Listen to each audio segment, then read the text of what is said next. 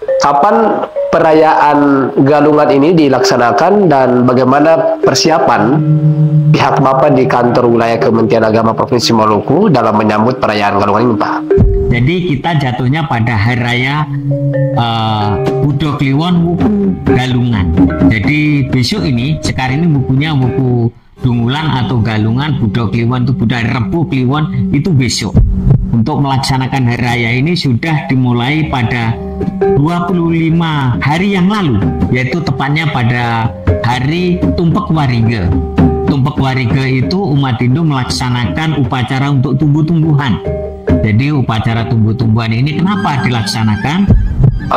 Setelah nanti kemudian merayakan hari raya Galungan nanti, apa pesan tersirat yang mungkin ingin Bapak sampaikan, lebih khususnya masyarakat Hindu yang ada di Provinsi Maluku?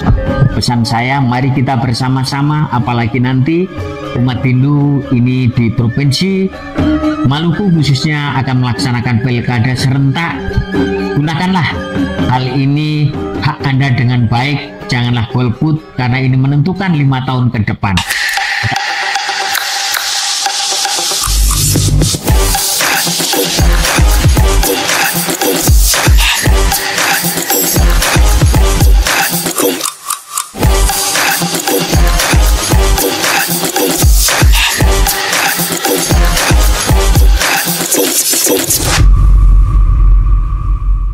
Assalamualaikum warahmatullahi wabarakatuh.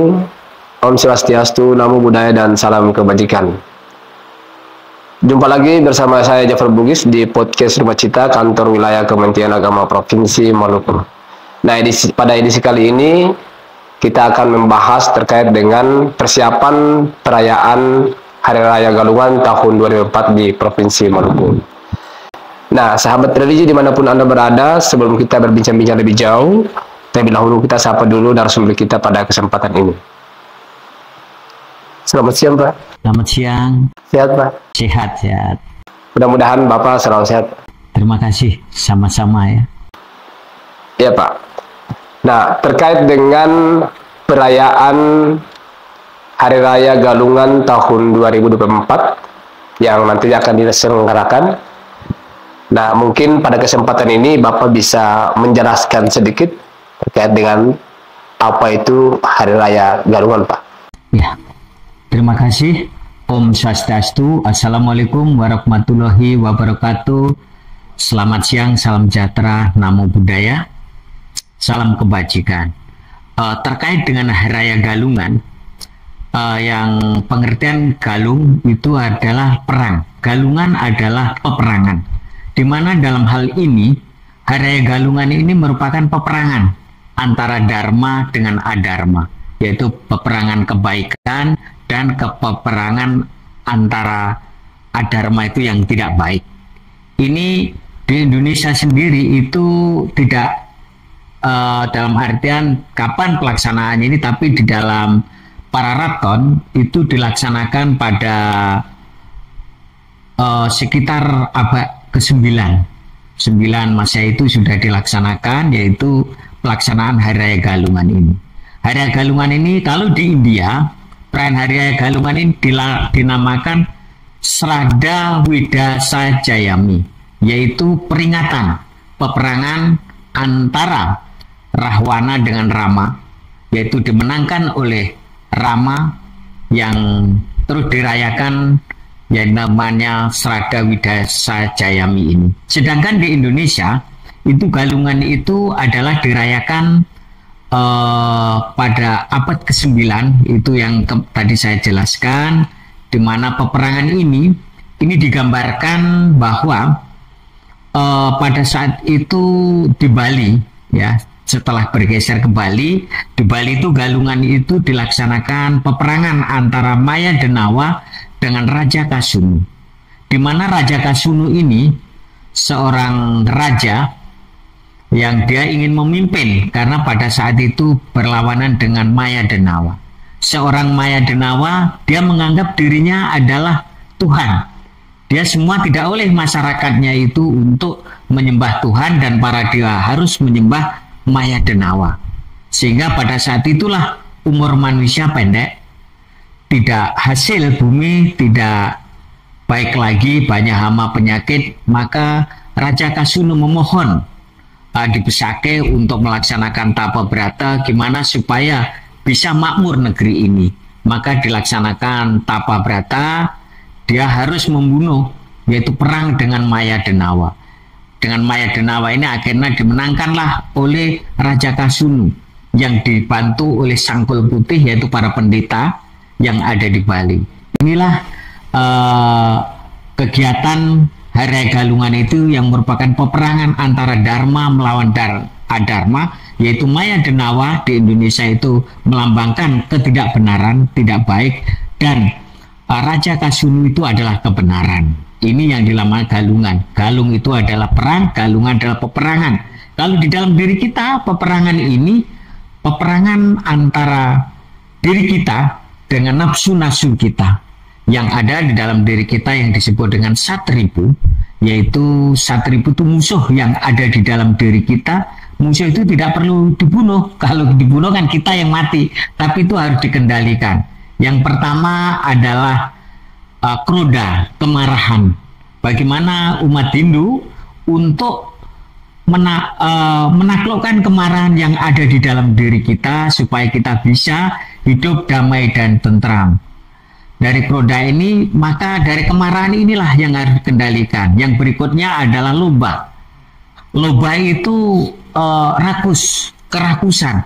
Kerakusan yang ada di dalam diri kita, itu kan ada sifat-sifat rakus. Ini harus dikendalikan. Ibaratkan rakus ini kalau kita itu seperti kalau sudah ada yang satu ingin yang lainnya, apalagi bapak-bapak, ibu-ibu yang sering hidup di perumahan-perumahan itu sering terjadi keinginan-keinginan sama temannya. Terus yang berikutnya kama. Kama itu adalah nafsu, keinginan. Nafsu inilah bagaimana nafsu yang ada ini dikendalikan supaya baik, supaya kita bisa hidup damai. Keinginan-keinginan yang khususnya keinginan yang rendah itu yang bertentangan dengan agama dharma itu sendiri. Demikian juga itu harus dikendalikan. Tapi yang kama, yang baik, keinginan yang bagus itu harus dipupuk terus dalam diri kita sehingga kita untuk meraih cita-cita kita, apalagi yang anak-anak muda ini menggantungkan cita-cita kita setinggi langit. Ini keinginan yang baik, ini yang harus kita pupuk bersama. Ini yang ketiga. Berikutnya adalah mada. Mada ini adalah kemabukan. Jadi mabuk itu tidak hanya minuman keras. Di dalam konsep agama Hindu, mabuk ini tidak harus minuman keras, tapi kadang-kadang kita melalui kemenangan juga bisa mabuk. Makanan bisa mabuk. Semua yang membuat kita itu tidak sadarkan diri dan keangkara murkaan itu adalah mada, kemabukan. Kita bisa mabuk jabatan, kita bisa mabuk pemakanan, kita bisa mabuk minuman. Bahkan yang berani kalau kita mabuk hal-hal yang bertentangan dengan dharma. Berikutnya mada moha. Moha itu adalah kebingungan. Jadi kalau sudah mabuk orang menjadi bingung, kadang-kadang berpikirnya malah tidak jernih. Itu yang membuat kita sebagai umat Hindu hari ini dikendalikan. Yang terakhir matsarya, iri hati. Inilah dalam galungan ini kita bagaimana untuk menaklukkan satripu yang ada di dalam diri kita, tapi tidak dibunuh, tapi harus kita kendalikan dengan baik, Pak. Ya. Oh ya, baik, Pak. Menarik ya apa yang disampaikan oleh narasumber kita pada kesempatan ini. Sedikit tadi saya mengutip apa yang disampaikan oleh Bapak tadi, bahwa memang pada hari perayaan galungan ini, bahwa memang yang paling penting adalah kita menebar kebaikan. Iya. Bahwa perang bukan sifatnya sesuatu yang fisik, tetapi jalannya ada kebaikan. Dan menarik lagi yang disampaikan oleh Bapak tadi, bahwa di dalam galungan ini memang terdapat beberapa hal yang memang perlu kita tingkatkan. Yang kemudian kita tinggalkan adalah hal-hal yang memang dia berdampak negatif yang ada pada diri kita, seperti kerakusan dan lain sebagainya. Nah, ini menarik, Pak. Kemudian yang berikutnya, Pak, kapan perayaan galungan ini dilaksanakan dan bagaimana persiapan pihak Bapak di kantor wilayah Kementerian Agama Provinsi Maluku dalam menyambut perayaan galungan ini, Pak? Terima kasih. Perayaan Hari Raya Galungan ini dilaksanakan, kalau menurut agama Hindu itu ada dua perhitungan hari raya. Yang pertama berdasarkan Sasi, yang kedua berdasarkan Wuku. Tahun Wuku ini yang ada hanya di Indonesia. Jadi kita jatuhnya pada hari raya Budo Kliwon Wuku Galungan. Jadi besok ini, sekarang ini wukunya Wuku Dungulan atau Galungan, Budo Kliwon itu Buddha Rebo Kliwon itu besok. Sehingga persiapan kami dari umat Hindu untuk melaksanakan hari raya ini sudah dimulai pada 25 hari yang lalu, yaitu tepatnya pada hari Tumpek Warige. Tumpek Warige itu umat Hindu melaksanakan upacara untuk tumbuh-tumbuhan. Jadi upacara tumbuh-tumbuhan ini kenapa dilaksanakan? Yaitu Sang Hyang Sangkara, Tuhan sebagai Sang Hyang Sangkara, yaitu dewanya tumbuh-tumbuhan. Tumbuh-tumbuhan pada tanggal 25 itu dilaksanakan. Tumpek Warige itu hari Sabtu Kliwon, wukunya Warige. Itu tumbuh-tumbuhan yang menghasilkan daun, dia biar bisa menghasilkan daun yang banyak. Dia yang menghasilkan buah, bisa menghasilkan buah, yang menghasilkan bunga biar bisa menghasilkan bunga, yang menghasilkan batang dia bisa menghasilkan batang. Jadi untuk apa? Inilah umat Hindu menyelaraskan dengan alam untuk sarana upacara pada hari raya Galungan. Dan selanjutnya setelah 25 hari kemarin itu kita melaksanakan upacara hari Rebo yang lalu, itu yang namanya kita Sugian Jawa dan Sugian Bali. Sugian Jawa itu adalah penyucian alam, yaitu skala atau alam yang ada di luar. Sedangkan Sugian Bali adalah alam niskala yang ada di dalam diri kita. Jadi umat Hindu melaksanakan sebelum menyongsong hari raya Galungan, kita melaksanakan yaitu Sugian Jawa dan Sugian Bali. Minggu yang lalu sudah dilaksanakan. Demikian juga nanti kita umat Hindu pada saat ini ya, minggu kemarin itu sudah turun, yaitu yang menggoda di dalam konsep agama Hindu tiga yang namanya Tributa, 3 buta yang turun, yaitu buta Amangkurat, buta Dungulan, dan buta Galungan. Ketiga buta ini dia turun ke dunia untuk menggoda manusia. Dan hari ini karena besok kita melaksanakan hari raya Galungan, umat Hindu hari ini melaksanakan upacara penampahan. Penampahan itu, nampah itu artinya memotong binatang-binatang atau tumbuh-tumbuhan, mencari yang untuk upacara. Baik itu mencari bunga, mencari buah, mencari daun untuk upacara-upacara ini. Dan besoknya, puncaknya itu besok pada tanggal 24. Ya, besok tanggal 25 ya. Tanggal 25, mohon maaf, tanggal 25 September 2024 kita akan melaksanakan upacara Hari Raya Galungan. Untuk di Kota Ambon nanti akan dilaksanakan di Pura Siwastanagiri, yaitu yang di atas. Besok itu dimulai jam 8, para pemangku Pinandita sudah mulai ngantep melaksanakan upacara sampai selesai. Dan nanti setelah itu 10 hari nanti kita akan ada Raya Kuningan yang jatuhnya pada hari Sabtu Kliwon Wuku Kuningan. Nanti akan dilaksanakan ini di Denkap, di Pura Denkap pada tanggal 5 Oktober ini. Nah, itulah rangkaian hari raya, dan nanti ditutup pada saat hari raya Budo Kliwon Pahang 42 hari setelah besok itu baru menancapkan penjor. Nah, penjor ini adalah yang bambu yang dihias itu adalah melambangkan lambang kemakmuran. Kenapa di penjor itu nanti isi-isi alam akan digantung di sana, baik itu buah-buahan, ya, janur dan sebagainya, itu akan digantung di penjor, itu akan ditancapkan. Kalau umat Hindu biasanya di masing-masing rumah, tapi di sini hanya di pura karena situasi dan kondisi ini ya tidak apa-apa. Tapi di pura tetap harus diadakan itu, Pak. Iya, Pak. Untuk kapan dilaksanakan hari raya Galungan ini, yang tadi seperti yang Bapak sebutkan tadi soal hitungan-hitungan, tapi ini masih penasaran nih, Pak. Iya. Untuk perayaan hari raya Galungan ini memang dilaksanakan dalam 6 bulan sekali atau mungkin setahun sekali begitu? Hari Galungan ini sebenarnya dilaksanakan 6 bulan 210. Jadi 7 bulan kalender. Kalau kami itu kan kalendernya 35 hari. Jadi 6 bulan kalender wuku. Itu kalau yang dilaksanakan pada yang 1 tahun, kita punya 2 upacara, yaitu Siwaratri dan Hari Raya Nyepi. Ini Pak. Jadi nanti ini dilaksanakan setiap 210 hari.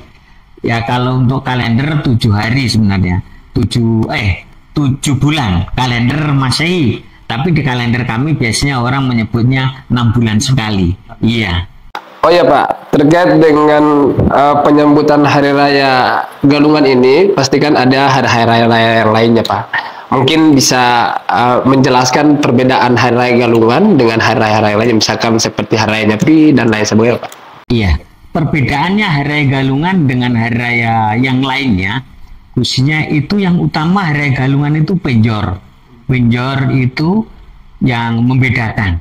Di mana perayaan Galungan ini upacara kita karena kemenangan Dharma melawan Dharma itu adalah upacara yang besar dibandingkan Hari Raya Siwaratri, terus Nyepi. Hari Siwaratri itu hari untuk kesadaran atau yang sering disebut hari peleburan dosa. Di sanalah Hari Raya Siwaratri itu justru kita banyak untuk tapa brata. Sedangkan Nyepi itu kita melaksanakan upacara brata penyepian. Nah, ini yang bedanya. Kalau Galungan yang utama itu penyambutannya, kita umat Hindu selain penampakan juga memasang penjor, dan banten-bantennya sarananya itu upacara isi alam. Jadi umat Hindu akan mengeluarkan apapun yang dia dapatkan. Maksudnya kalau dia menanam jeruk, menanam buah, pisang itu dipersembahkan. Itu karena ini adalah hari raya kemakmuran, kemenangan Dharma melawan Adharma. Dan kemenangan inilah yang harus dirayakan dengan baik. Nah, tapi sekarang kan berbeda, nggak seperti dulu. Kalau sekarang itu justru orang Hindu itu malah seradanya meningkat, tidak lagi menggunakan hasil kebun, apalagi yang di kota, justru hasil dari mall. Ya, banyak itu buah apel yang dari luar, ya pir yang dari luar, karena memang tidak ada, tapi itu bisa dilaksanakan karena dia dengan membeli yang ada ini bisa. Inilah yang membedakan. Dan sedangkan untuk hari-hari lain tidak ada untuk masang penjor ini, terus buah-buahan ada tapi kurang seperti Hari Raya Galungan ini. Oh ya Pak, untuk menyambut perayaan Hari Raya Galungan di Provinsi Maluku ini, berapa banyak umat Hindu yang ada di Provinsi Maluku? Kemudian untuk perayaannya di Kota Ambon berpusatnya di pura mana Pak? Iya, kalau untuk tadi sudah saya jelaskan, kalau untuk jumlah umat Hindu yang ada di Maluku ini yang terdata di Parisade itu 16.752 jiwa. Itu tersebar di Kota Ambon, itu ada 360, ada yang di Masohi, Maluku Tengah maksud kami. Maluku Tengah itu saudara kita yang suku asli Nahulu dan Bali dan Transjawa. Demikian juga di Buru. Di Buru ini yang banyak ada saudara-saudara kita yang Jawa sama orang asli yang ada di Pulau Buru. Sedangkan Buru Selatan yang banyak ini dia orang asli karena di sana tidak ada Tran. Sama orang suku Tanimbar. Di Tanimbar Ke itu ada 360 kakak. Kakaknya banyak sekali dan di sana. Sehingga satu pulau itu yang ada gitu. Sementara yang di Ambon itu kemarin ini banyak Ambon penurunan. Ambon ini karena Ambon ini adalah daerah transit, umat Hindu itu sekarang sudah berkurang.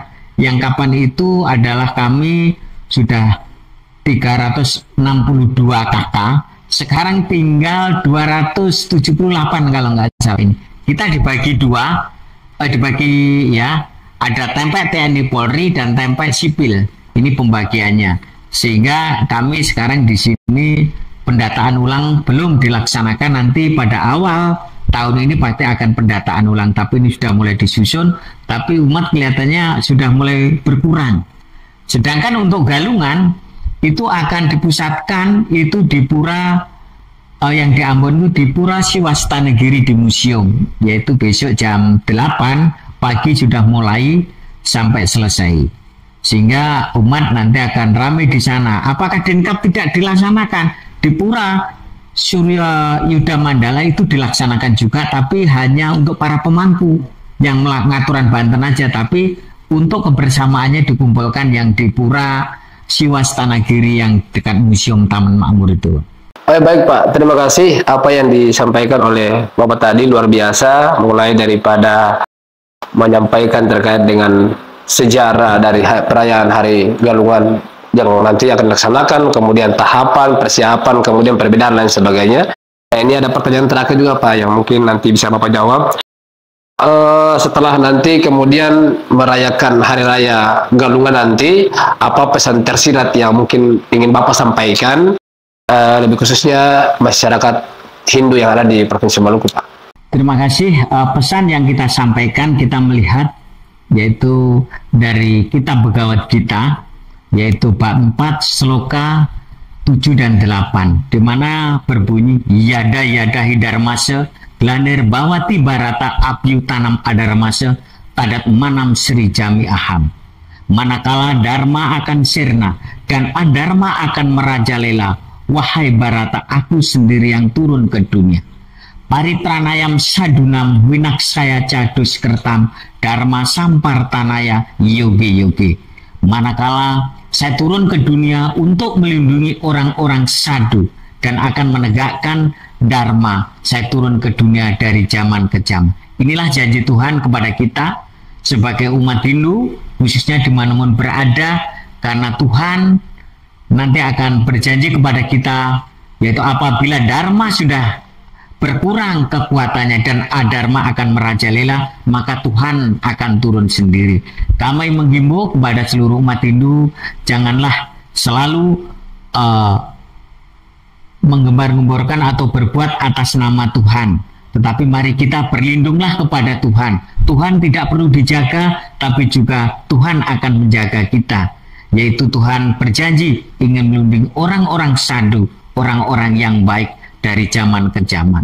Sehingga kalau kita melihat dua sloka ini, kita harus berbuat yang baik. Bagaimana kita sebagai umat Hindu untuk melaksanakan galungan ini, yang terutama peperangan yang ada ini adalah mari kita peperangan yang ada di dalam diri kita. Musuh yang jauh kita kelihatan, tapi musuh yang ada di dalam diri kita, yang kita sebut dengan satripu tadi itu, yang sulit dikendalikan.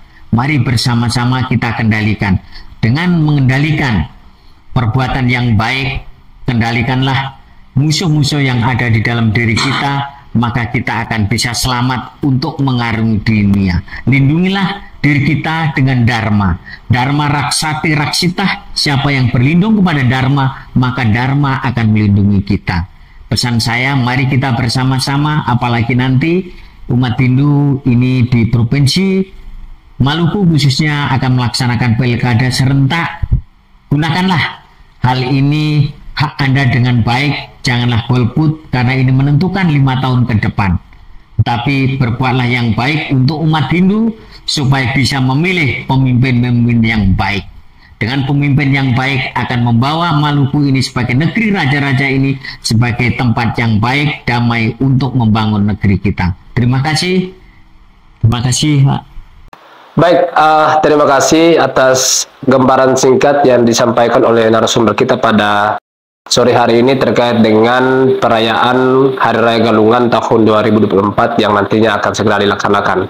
Sedikit yang ingin saya sampaikan bahwa perayaan Hari Raya Galungan ini bukan hanya sebatas tentang perayaan agama, tetapi ini adalah bagian daripada bagaimana kita membangun nilai-nilai moral, nilai kebaikan yang terkandung dalam Hari Raya Galungan di tahun 2024. Ini yang mungkin saya sampaikan terlebih dahulu. Sebelum saya tutup, saya ucapkan banyak terima kasih kepada Bapak sudah sempat hadir pada podcast pada sore hari ini. Terima kasih banyak. Mudah-mudahan Bapak sehat terus, dan tentunya saya atas nama Jafar Bugis selaku host pada kesempatan ini mengucapkan terima kasih dan pamit mengundurkan diri. Wassalamualaikum warahmatullahi wabarakatuh.